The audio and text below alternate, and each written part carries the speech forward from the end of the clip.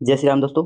तो आज हम पढ़ने वाले हैं बिहार बोर्ड क्लास 12th में आने वाले मतलब 15 वीवीआई सब्जेक्ट क्वेश्चन जो आपके लिए लाए हैं। वो किसके लिए? तो आर्ट्स वाले बच्चों के लिए लाए हैं। क्या हम 15 वीवीआई सब्जेक्टिव क्वेश्चन आने लाए हैं जो काफी ज्यादा परीक्षा के नजरिए से क्या है महत्वपूर्ण है, जो परीक्षा में आएगा।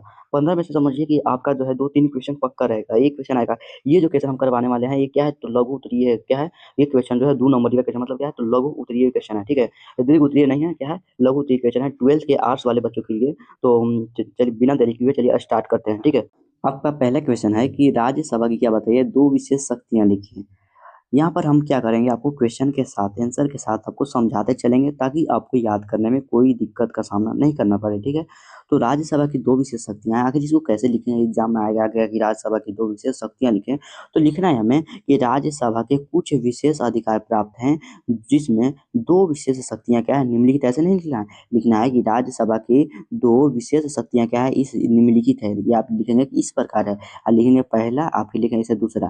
पहला में लिखना है कि राज्यसभा जो है क्या करता है कि राज्यसभा संविधान के अनुच्छेद 299 के तहत क्या करता है कि राज्य सूची के जो विषय होता है ना उस पर संसद उस पर क्या बना सकता है, एक कानून बना सकता है।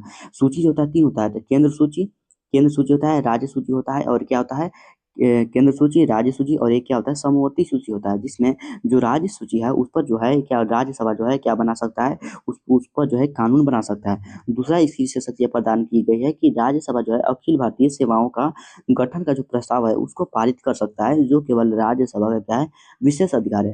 राज्यसभा का एक विशेष अधिकार यह है कि जो है यह अखिल भारतीय सेवाओं का गठन का जो प्रस्ताव है वो क्या कर सकता है, तो वो जो है यह क्या कर सकता है तो पारित कर सकता है, कि जो केवल राज्यसभा का क्या है विशेष अधिकार है। आपका नेक्स्ट क्वेश्चन है, दूसरा क्वेश्चन है कि देखिए क्वेश्चन के साथ आपको समझाते चलेंगे ताकि आपको पढ़ने में मजा आएगा, आनंद आएगा। ठीक है, खूब मजा आएगा। दूसरा क्वेश्चन पूछ रहा है कि सामाजिक न्याय क्या है। तो सामाजिक न्याय क्या है ना भाई, इसको पहले समझा दें। तो सामाजिक न्याय एक प्रकार का ऐसा न्याय है जिसमें क्या होता है ना कि मान लीजिए आपसी अब मतभेद है, हम लोग क्या है भारत के लोग हैं, बिहार के लोग हैं, यहाँ पर जातिवाद बहुत होता है। कौन कह रहा है कि यादव रंगदार है, हम तोरा दीनी दीनी उठा ले, वो कुछ कर ले भी न कर भाई, और इसे बोलता है सलाह सब।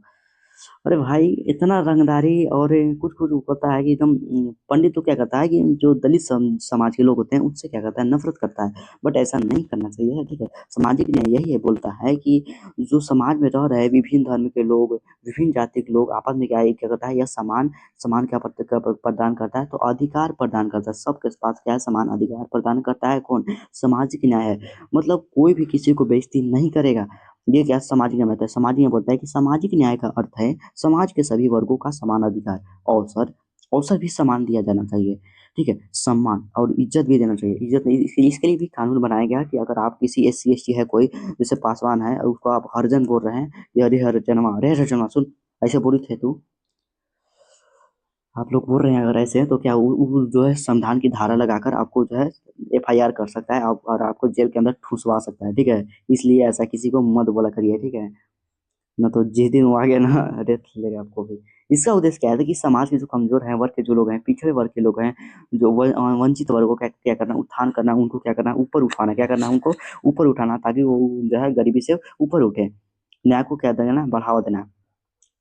नेक्स्ट क्वेश्चन है कि संघीय शासन की क्या विशेषता है। तो संघीय शासन की यही विशेषता है कि भाई जो भारत है क्या है, इसमें क्या है तो संघीय, भारत में क्या है तो संघीय शासन है। ठीक है, भारत में देखते हैं कि केंद्र पर अलग सरकार होता है, राज्य पर अलग सरकार होता है। राज्य की सरकार जो है अपने सांसद विधायक पर क्या कर नियंत्रण रखता है, लेकिन केंद्र सरकार, राज्य सरकार सभी पर क्या रखता है नियंत्रण रखता है। ये होता है ना, तो यही क्या संघीय शासन है। मतलब संघीय शासन में क्या होता है कि सत्ता का जो विभाजन होता है अनेक तरह से किया जाता है। संघीय शासन में जो सत्ता का विभाजन होता है केंद्र और राज्य के बीच किया जाता है, इसमें क्या होता है संविधान सर्वोच्च माना जाता है। इसमें क्या माना जाता है, संविधान सर्वोच्च माना जाता है। ठीक है, बट संविधान को अभी सर्वोच्च नहीं माना जा रहा है। अरे वो बलात्कार इतना होता जा रहा है कि मतलब पुलिस का इतना दबदबा बढ़ता जा रहा है कि मत पूछो। धीरे धीरे बहुत ही भयानक परिस्थिति आ रहा है भारत में। कहाँ भारत में रेप हो रहा है, कुछ भी हो रहा है, मतलब पुलिस एक्शन लेने को एकदम तैयार ही नहीं है। सरकार इतना लापरवाही कर रही है, बहुत ज्यादा इतना लापरवाही कर रही है कि मत पूछिए। ठीक है, और सभी सरकारें क्या है उसी के अनुसार कार्य करती है। किसके अनुसार? संविधान के अनुसार। संघीय शासन में क्या होता है कि स्वतंत्र न्यायपालिका होती है। ये न्यायपालिका मतलब क्या हुआ कि जो न्याय देती है वो क्या, न्यायपालिका क्या है स्वतंत्र है, वो अपनी मर्जी से वो कौन कर्म किया, कौन कांड किया, उसके आधार पर वो क्या न्याय देती है। वो क्या होती है स्वतंत्र होती है, जो संविधान की क्या करती है रक्षा करती है। ठीक है, नेक्स्ट क्वेश्चन है कि पहले आपको बता दें कि ये सभी क्वेश्चन जो है ये काफ़ी ज़्यादा वीवी है, इसलिए आप इसको याद कर लीजिएगा, ठीक है। और चाहेंगे तो मैं इसमें पीडीएफ भी दे दूंगा, मैसेज का अगर कमेंट में आता है तो पीडीएफ दे दूंगा, ठीक है। पीडीएफ इस आपको सेंड कर देंगे, व्हाट्सएप ग्रुप एक बनाए हैं जो आपको सेंड कर देंगे, ठीक है। चौथा क्वेश्चन है कि राजतंत्र और गणतंत्र में क्या अंतर है। तो राजतंत्र और गणतंत्र में यही अंतर है कि राजतंत्र में क्या होता है, राजतंत्र में क्या होता है, राजा का बेटा ही राजा का पीढ़ी दर पीढ़ी दर पीढ़ी दर पीढ़ी दर पीढ़ी दर पीढ़ी बेटा का बेटा का बेटा का बेटा बेटा का बेटा वैसे शासन करता रहेगा। बट गणतंत्र में क्या होता है, देखो राजतंत्र में शासन क्या होता है, वंशानुगत होता है, और राजा या सम्राट क्या होता है, जन्म से क्या होता है, शासक होता है।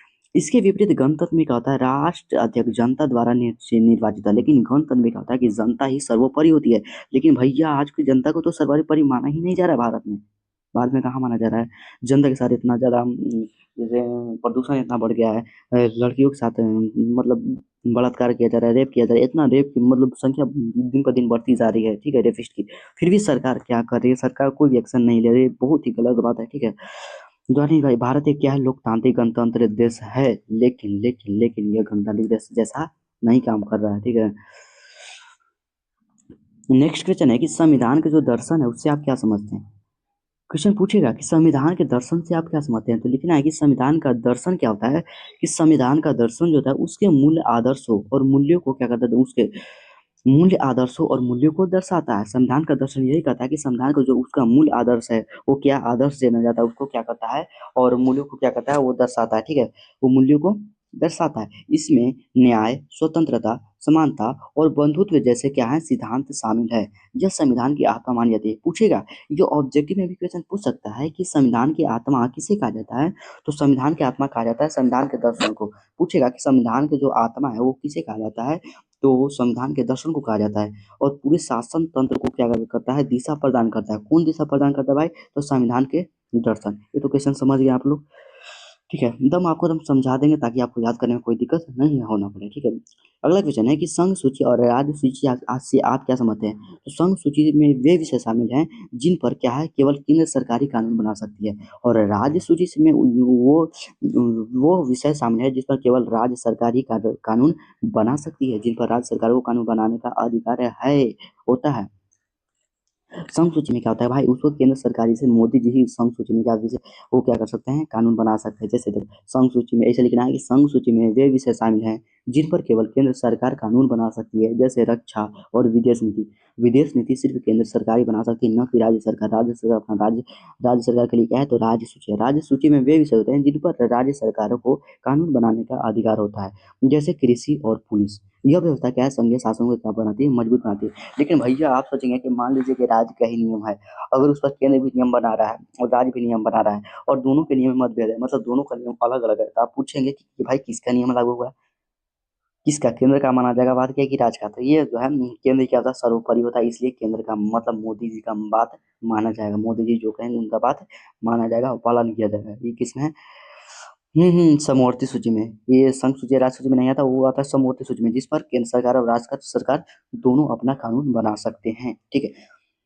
अगला क्वेश्चन है कि शरणार्थी किसे कहते हैं। शरणार्थी, शरणार्थी, शरण के आगे शरणार्थी किसे कहते हैं, जो व्यक्ति युद्ध, उत्पीड़न, उत्पीड़न मतलब क्या है, तड़पाता है, उनको तड़प होती है, प्राकृतिक आपदा या राजनीतिक अस्थिरता के कारण अपना देश छोड़ने को मजबूर होता है और अन्य किसी देश में शरण लेता है, तो उसे क्या जाता है, शरणार्थी कहा जाता है।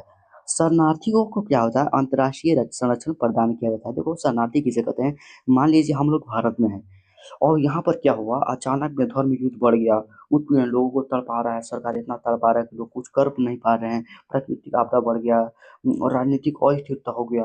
और तो है हम लोग सोचे कि चलो भाई अब लगता है कि देश छोड़ना पड़ेगा, तो हम देश छोड़ के अगर दूसरे दूसरे देश में जाना जाते हैं, अगर उसमें यह नियम शामिल है शरणार्थी वाला, तो वो क्या करेगा, हम लोग को क्या करेगा, अंतर्राष्ट्रीय संरक्षण प्रदान करेगा। समझे, सीधी सी बात है कि अगर हम अपने लड़कों, अपने देश से नवयुवक से कुछ किसी से भी लड़कर अगर देश छोड़कर किसी और देश में शरण लेते हैं, तो क्या करेगा, मेरा अंतर्राष्ट्रीय संरक्षण प्रदान करेगा। अगर उसमें वहां पर ये नियम लागू है तब, वरना था ऐसा नहीं है। फेंक दिया जाए उठा के, समझा, चल मत जाना लड़ के। एकदम भाई एग्जाम बहुत जल्द नजदीक है, इसलिए भाई पढ़िए, दम लगा के पढ़िए, दम मार दीजिए। आर्ट्स टॉपर दम आपको ही बनना है, जो लोग वीडियो को देख रहे हैं उनको ही आर्ट्स टॉपर बनना है, ठीक है। 8वां क्वेश्चन है कि राज्य पुनर्गठन अधिनियम 1956 पर टिप्पणी लिखिए। राज्य पुनर्गठन अधिनियम जो है 1956 पर टिप्पणी लिखिए। तो इसका आंसर हो जाएगा कि राज्य पुनर्गठन अधिनियम जो है 1956 भारत में भाषाई आधार पर राज्यों के पुनर्गठन के लिए लागू किया गया था। ये राज्य पुनर्गठन आयोग क्या था ना कि 1956 में क्या हुआ था कि भाषाई आधार पर बहुत सारे विवाद हो रहा था। मराठी बोल रहा था भैया हम मराठी बोलबो, बंगाली बोला था कि नहीं हम बंगाली बोलबो। उसमें बंगाली बंगाल नहीं नाम था, अन्य देश जो था अन्य नाम था, ठीक है। उसको जो है भाषा के आधार पर नाम रखा गया, भाषाई राज्य बनाया गया। यही क्या था 1956 में क्या हुआ था, राज्य पुनर्गठन अधिनियम आया और उसमें क्या हुआ कि सभी को भाषा का मान्यता दिया गया। बंगाली भाषा को बंगाल दिया गया, मराठी भाषा को महाराष्ट्र दिया गया, ऐसे ऐसे दिया गया। पुनः देखो इसमें आंसर लिखेंगे कि राज्य पुनर्गठन अधिनियम 1956 भारत में भाषाई आधार पर राज्यों के पुनर्गठन के लिए लागू किया गया। इस अधिनियम के अंतर्गत क्या हुआ कि राज्यों की सीमाओं में क्या किया गया, परिवर्तन किया गया। मतलब भाषाई आधार पर उसको क्या गया, तोड़ा गया। क्यों? क्योंकि लोग इसका क्या कर रहे थे, विरोध कर रहे थे। क्योंकि लोग चाह रहे थे कि मेरा जो है भाषा के आधार पर राज्य बने, ठीक है। वो जैसे अभी जाइएगा ना आप महाराष्ट्र, बिहार के लोग जाते हैं महाराष्ट्र, उनको गाली दीजिए अथवा कि यार बिहारी है, मतलब इतना शर्मनाक की बात हो गई हमारे लिए। लेकिन बिहार में कोई जाता है तो हम लोग वैसा नहीं करते। बिहार में वैसा सिस्टम नहीं है कि आप आइएगा हमारे यहाँ तो हम आपको भगा देंगे, नहीं भैया आप रहिए शांति से रहिए। लेकिन यहाँ पर जाति पाति बहुत है, ठीक है। परिवर्तन किया गया, इससे क्या हुआ कि प्रशासनिक सुविधा बढ़ी और राष्ट्रीय एकता को मजबूती मिली। राष्ट्रीय एकता को तो मजबूती मिली, बट अभी नहीं मिल पा रहा है ना। बिहार के लोगों को सब बहुत ही गलत समझ रहे हैं। आपको कर दिखाना कुछ ऐसा ना कि बिहार के भाई हम बिहारी हैं, आपको गर्व हो कि हम बिहारी हैं। ये नहीं कि बिहारी के नाम से सर से भर जाए। हमें गर्व है कि हम क्या है, बिहारी हैं, ठीक है। अब देखो विविधता में एकता से आप क्या समझते हैं? विविधता, विविधता मतलब जानते हैं क्या होता है? विविधता मतलब समाज में जो विभिन्नता पाया जाता है। जैसे कोई आदमी है, कोई औरत है, कोई कोई कोई हिंदू है तो कोई मुस्लिम है, कोई सिख है तो कोई ईसाई है, मान लें कोई पेड़ पौधा है, कोई मनुष्य है, कोई चींटी है, ये सब क्या है, विविधता पाया जाता है, ठीक है। तो भारत में अनेक धर्म, भाषाएं, जातियां और संस्कृतियां पाई जाती है। इसके बावजूद तो सभी भारतीय एक राष्ट्र में रूप में एकजुट है। भाई ये एक शब्द किताबों में मिलता है कि एकजुट है, बट यहाँ पर ऐसा देखा जा रहा है कि एकजुट नहीं है। सब देश को जो है तोड़ने में लगे हैं, हिंदू मुस्लिम करके। इस विविधता को ही विविधता में एकता कहा जाता है। मतलब सीधे सीधे बोलेंगे कि भारत में अनेक धर्म, भाषाएं, जाति और अन्य मान्यता के लोग पाए जाते हैं, जो क्या है भारत में मिलजुल कर रहते हैं। इसे ही विविधता में एकता से कहा जाता है, मतलब विविधता में भी एकता। नेक्स्ट क्वेश्चन है कि भाषा नीति क्या है? भाषा नीति क्या है भाई? ओहो, भाषा नीति। तो भाषा नीति क्या है ना, सरकार द्वारा निर्धारित वह नीति है। भाषा नीति जो है सरकार निर्धारित करती है, भाषा नीति सरकार द्वारा निर्धारित वह नीति है जिसके अंतर्गत क्या होता है कि भाषाओं के प्रयोग से संबंधित नियम बनाए जाते हैं। भारत में हिंदी को राज्य भाषा तो प्रदान किया गया है, लेकिन राष्ट्रीय भाषा नहीं बोला गया है। अगर राष्ट्रीय भाषा हो गया तो ये मान्य हो जाएगा सभी के लिए कि आपको हिंदी बोलना है तो बोलना है।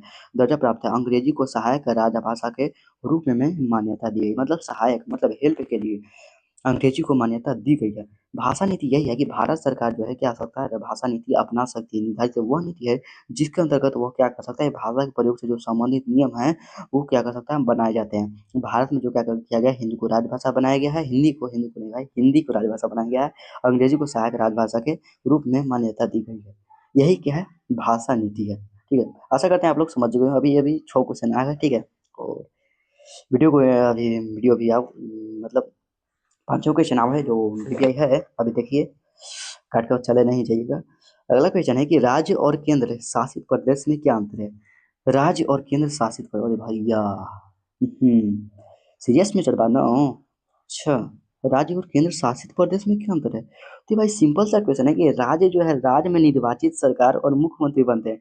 राज्य में हम क्या करते हैं, सीएम को वोट नहीं देते भाई, विधायक को वोट देते हैं, सांसद को वोट देते हैं, तब जाकर वो मुख्यमंत्री को चुनते हैं। हम क्या करते हैं, राज्य में क्या होता है कि जैसे बिहार में ही है तो हम जा रहे हैं वोट देने, हम के लिए जात बानी वोट दे दे। अगर वोट देनी हम तो क्या होगा, मुख्यमंत्री चाहे मतलब किसी भी पार्टी का क्या बनेगा, सरकार बनेगा। लेकिन जबकि केंद्र शासित प्रदेश में क्या होता है, उस पर जो है केंद्र सरकार ही उस पर क्या करेगा, प्रशासन करेगा, शासन करेगा।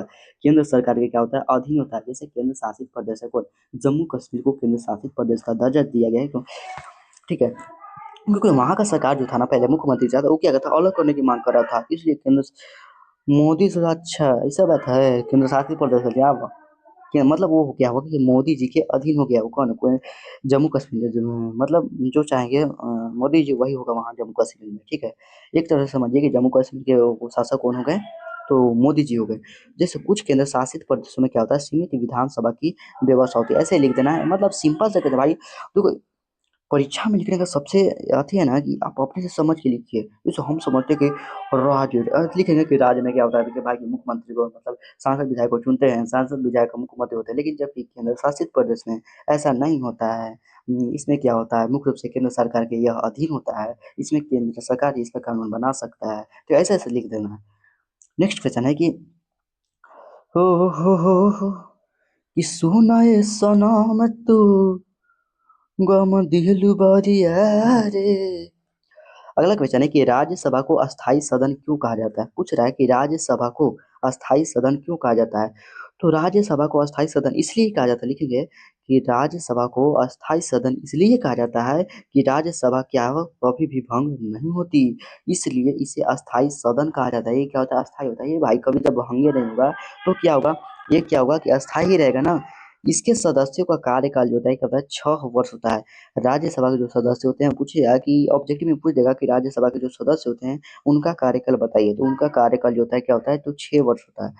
प्रत्येक 2 वर्ष में इसके 1/3 सदस्य क्या होते हैं, निर्वाचित होते हैं, ठीक है। हो नेक्स्ट क्वेश्चन है कि क्षेत्रीय दल किसे कहते हैं। क्षेत्रीय दल तो वैसा राजनीतिक दल जो कि किसी विशेष राज्य या क्षेत्र तक सीमित होते हैं, क्षेत्रीय दल कहलाते हैं। ये दल क्षेत्रीय समस्याओं और हितों को प्रतिनिधित्व करते हैं। भारतीय राजनीति में क्या होता है, इनकी महत्व देखो। क्षेत्रीय दल क्या है, जैसे हम मान लीजिए बिहार में हैं, अब बिहार में ही क्या है, मान लीजिए कोई पार्टी है जो बिहार तक ही सीमित है, बिहार से बाहर नहीं है, वो क्या है बिहार तक ही अगर सीमित है, तो वो समझिए क्या है, एक प्रकार का क्षेत्रीय दल है। क्षेत्रीय दल क्या करता है कि आम जो गरीब जनता लोग है, जो गाँव के लोग हैं, उनकी क्या होता है भाषा आवाज़ को बुलंद करता है, आवाज़ को उठाता है और कहाँ तक ले जाता है, केंद्र तक ले जाता है, ठीक है। ये उसी क्या कहते हैं, क्षेत्रीय दल कहते हैं। लेकिन भाई आज के दिन में सब बिक चुका है, सब सिस्टम करप्ट हो चुका है, ठीक है। नेक्स्ट क्वेश्चन है कि राजनीतिक समानता क्या है। राजनीतिक समानता क्या है भाई, तो राजनीतिक समानता यही है कि राजनीतिक समानता का अर्थ है कि राजनीति में भी सभी लोगों को समान अधिकार देना, सभी नागरिकों को राजनीतिक अधिकार प्राप्त हो। इसमें क्या हो, मतदान का अधिकार और चुनाव लड़ने का भी अधिकार शामिल हो। मतलब जनता क्या चुनाव भी लड़ सकती है, मतदान भी कर सकती है। सभी लोग, सभी जात धर्म कोई भी हो, लोग हैं, आदमी हैं, मनुष्य है, तो वो क्या सकते हैं, वोट दे सकते हैं। यह लोकतंत्र की क्या है, यह एक आवश्यक शर्त है, ठीक है। नेक्स्ट क्वेश्चन है कि भारत या जियो 6 से बात है। पूछ रहा है कि भारत की एक दलीय जो व्यवस्था है उसके 4 लक्षण लिखिए। भारत की जो एक दलीय, हाँ दलीय व्यवस्था के 4 लक्षण लिखिए। तो आंसर इसका लिखेंगे ना कि भारत की दलीय व्यवस्था के प्रमुख लक्षण निम्नलिखित है, ऐसे लिखना है एकदम, ताकि जो भाई वो नंबर दे हमको, ठीक है। ऐसा लिखना है, भारत की दलीय व्यवस्था के प्रमुख लक्षण निम्नलिखित हैं। पहला क्या है, भारत में कैसा व्यवस्था है, बहुदलीय व्यवस्था है। पूछेगा कि भारत में कैसा व्यवस्था है, मतलब बहुदलीय व्यवस्था मतलब आप समझे। बहुदलीय व्यवस्था का मतलब होता है, इसमें क्या है, यहाँ पर क्या है, बहुत सारे पार्टी है, बहुत सारे दल के लोग हैं, लेकिन एक दलीय व्यवस्था जहाँ पर होता है वहाँ पर क्या है, एक ही पार्टी की सरकार हमेशा क्या रहती है, कार्यरत रहती है। जैसे चाइना में क्या है कि एक पार्टी एक दलीय है, चाइना में तो कहीं पर है एक दलीय है, ब्रिटेन में शायद एक दलीय है, ठीक है। दूसरा लिखेंगे कि राष्ट्रीय और क्षेत्रीय दल दोनों क्या है, सक्रिय है। गठबंधन सरकार की क्या है, परंपरा है। ऐसे 1 2 3 ऐसे लिख कर देखें कि गठबंधन सरकार की परंपरा है। लोकतांत्रिक विचारधारा पर क्या है, आधारित व्यवस्था है। ये आपका ऑब्जेक्टिव में भी पूछ सकता है कि लोकतांत्रिक विचारधारा पर आधारित व्यवस्था कौन है, तो ये क्या है, भारत की दलीय व्यवस्था मतलब बहुदलीय व्यवस्था। लास्ट क्वेश्चन है, सुन ये सुन तू, लास्ट क्वेश्चन बा, ये भाई से रहना। लोकतंत्र को प्रतिनिधित्व का शासन क्यों कहते हैं भाई, मोस्ट वीवीआई क्वेश्चन है, पक्का याद कर लेना, ठीक है। लोकतंत्र को प्रतिनिधियों का शासन क्यों कहते हैं, तो भाई लोकतंत्र को प्रतिनिधियों का शासन इसलिए करते हैं कि लोकतंत्र में जनता स्वयं शासन नहीं करती, बल्कि अपना क्या करती है, प्रतिनिधि चुनती है। भाई तो प्रतिनिधि तो जनता होती है, प्रतिनिधि में भाई जनता से कोई एक निकल कर जाता है जो क्या करता है, जनता का प्रतिनिधित्व करता है, और उसका क्या करती है, लोकतंत्र में क्या होता है, जनता उसका क्या करती है, चुनाव करती है, और जो भी जीतता है ये प्रतिनिधि क्या करता है, जनता की ओर से कानून बनाता है और जनता की क्या करता है, सेवा करता है और शासन चलाता है। जनता चुनाव के माध्यम से क्या होता है, नियंत्रित करती है, और इसी कारण क्या होता है, लोकतंत्र को प्रतिनिधियों का शासन कहा जाता है। सीधा सीधी है, आंसर देंगे कि लोकतंत्र में जनता शासन नहीं करती, बल्कि अपने अपने क्या होता है प्रतिनिधित्व को चुनती है, और वो क्या करता है जनता के लिए कानून बनाता है, उसका सेवा करता है, और इसी कारण क्या होता है लोकतंत्र को प्रतिनिधित्व का शासन कहा जाता है। तो ये भाई इन लास्ट हो गया, इन क्वेश्चन था। और इसके बाद जरूर आप बताइएगा कि हम और इस टॉपिक मतलब किस चैप्टर का वीडियो लाएं, किस चैप्टर का सब्जेक्टिव क्वेश्चन आए, ये जरूर कमेंट करके बताइएगा। और क्लास कैसा लगा ये बताना नहीं भूलिएगा। और धन्यवाद। जय हिंद, जय भारत।